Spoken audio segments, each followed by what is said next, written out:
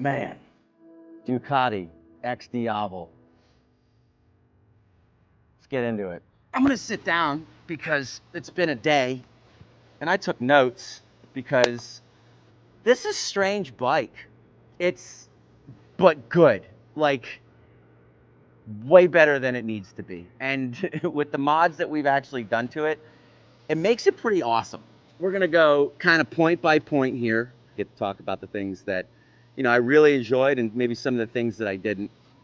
All right, first off, gotta start with the design, right? The way that this bike is designed, Ducati, I mean, chef's kiss. Like, this is one of the most beautiful cruisers I have ever seen. They'll use words like elegant, muscular, uncompromising, and there's that performance element because it's all Ducati does, right? Everything is is an exercise in performance motorcycling, with the exception of the Scrambler. That's like its own little side project for the youngins.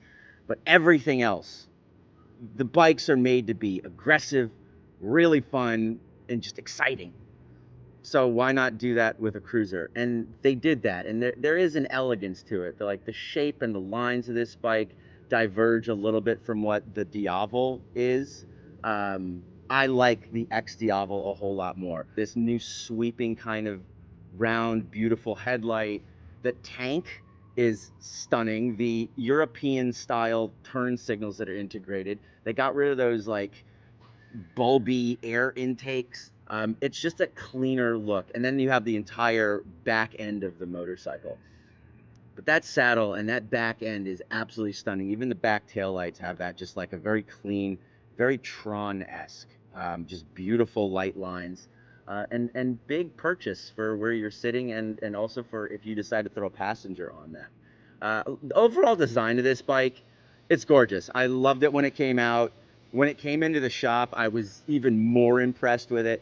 But there is a couple things that we made changes to that I think make this motorcycle even better. And if you do buy an xDiavel, this is what you absolutely should do, which is get rid of those forward-facing foot pegs. I don't like forward controls. I mean, if you have zero desire to like go hit canyon roads and actually ride twisties and lean your bike over, if you're a highway king or queen and you just want to like do a lot of straight line stuff, then by all means forward controls. But we put the mid mount pegs underneath it, and it just gives you a ton more confidence. These low drag bars, and then the saddle really cradles you. So together with that whole add-on that we threw on there, it makes it a really fun and easy bike to ride for long periods of time. Again, I just like mid mounts. Mid mount controls are better. The second thing that's on this bike that definitely does not come on the stock version is the Akrapovic Racing exhaust. If you got the money, throw it. It sounds unbelievable. The presence this bike brings with that exhaust is second to none.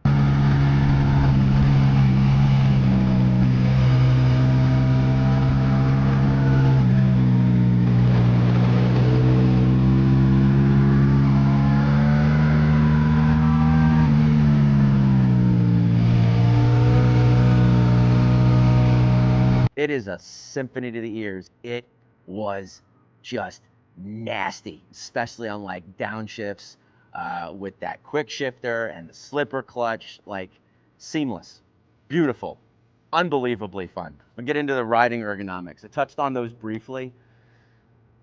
The shining element of this bike is the saddle.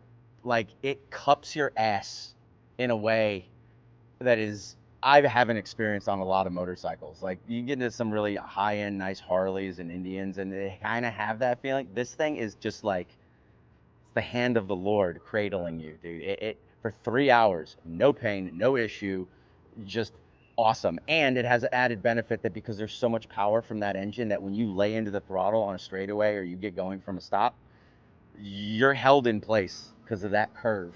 It really holds you in there. Remarkable saddle. The drag bars are nice, but like for a minute there on the highway and like even riding through town, I was like, if these were a foot higher and I could have like some baby apes on this bike, this would be a killer riding position. And It would make so much sense with like how this bike is set up performance-wise. I'm not sure if it would look better than how it looks now, but Ducati, take note, offer a 1 foot up baby ape uh, option for the xDiavel. Let's get into the engine. The V4 Gran Turismo engine, it is one of my favorite power plants across all of motorcycling. Now, I love the Desmosedici Stradale engine that's in the Street Fighter and the Panigale, but that thing is an absolute unit, and it does get a little bit hot. They were able to kind of get rid of a lot of those heat elements with the Gran Turismo engine that's in the Multistrada, it's in the Diavel, and it doesn't get that hot. I didn't notice any heat throughout the entire day of riding for those 3 hours. Granted, it wasn't super hot outside, but man, what can't you do with 168 horsepower, an engine that goes up to 12,000 RPM and hits max torque around, I think, like 8,700 RPM? You live in second, third, and fourth gear on this motorcycle when ripping around town or out in like the canyons or hill country. I love it. I love this engine so much. It is like, if I had my choice, I would have a motorcycle from Ducati with the V4. Knowing me, I'd want a Pikes Peak, but that's because I'm really tall. Let's also talk about stability. This is where this bike kind of shines in a very wild way, right? First, straight line stability, obvious, duh. It's got a great wheelbase. The rear wheel is just thick and fat. It locks all of that power into the road. Traction's awesome. Acceleration is absolutely like helmet inside giggly. Like, you're just like, it's so fun, right? But where it really shines is in the corners. You wouldn't think that it turns in that easy or handles in the corners, but let me tell you what, this bike aims to surprise you.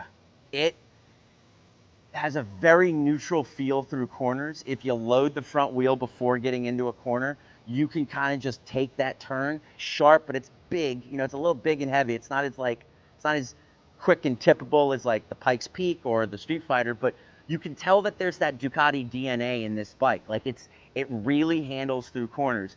There were a couple moments where I was able to kind of like break that traction loose on the rear end coming out of a corner, and the TC would engage and save me from some stupidity, but it's wildly fun. You will find the foot pegs if you ride a little too aggressively. I definitely scraped both sides a couple times. And then once you figure out how to ride the bike, like once you figure out how to, like, you know, get a little bit off of the saddle, because the saddle holds you so well, you don't really want to like get off the saddle like you would a sport bike, but you can.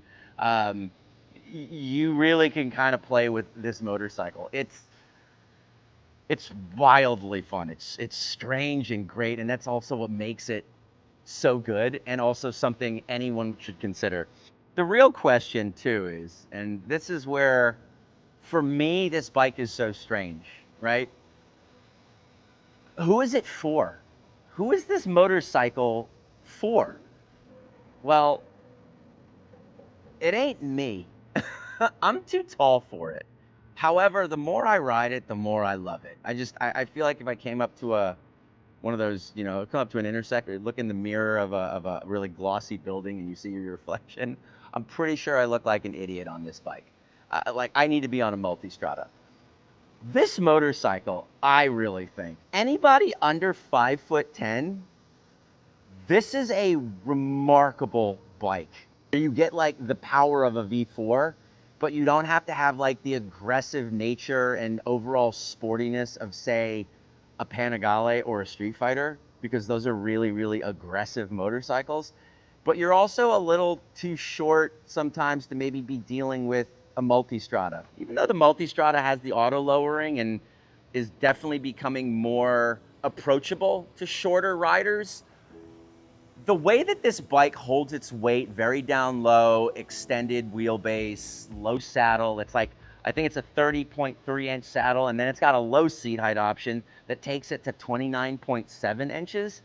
Like, that gives you a lot of confidence. Now, you have to be comfortable throwing the weight around in corners and not getting too ahead of yourself with the power. For shorter riders, when I say shorter, I mean shorter than me. Everybody's shorter than me. And it has such presence, right? I would tell anybody on the short king and short queen side, don't sleep on the xDiavel. Let's talk a little bit about where this bike falls short. She a thirsty girl.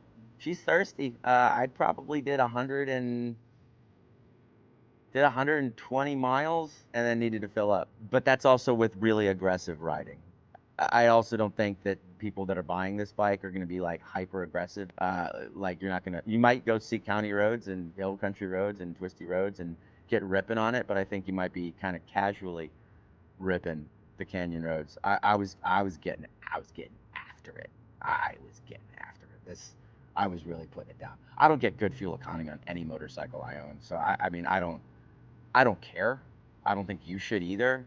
Like, I used to cry a little bit when I filled up my car in California, but I never did when I filled up my bikes in California either. Like, the happiness that this machine returns back to me, it's just the cost of doing business.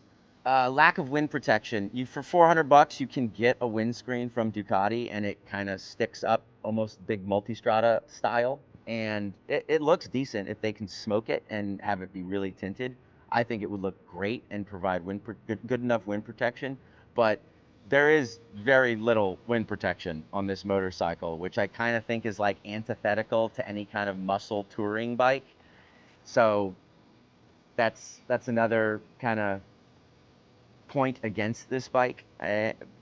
Outside of that, lack of storage. I know that you can get panniers. You can throw a tank bag on the top probably and get away with it. But again, not a real like full dress bagger. It's just like you're gonna have to get crafty with how you put stuff, or you're gonna have to wear a backpack and you have to strap something to that pillion at the back, which is got a lot of room but not a lot of anchor points. So unless there's an aftermarket accessory that enables better anchor points to that tail section, you're going to be a little limited on what you can carry on this motorcycle.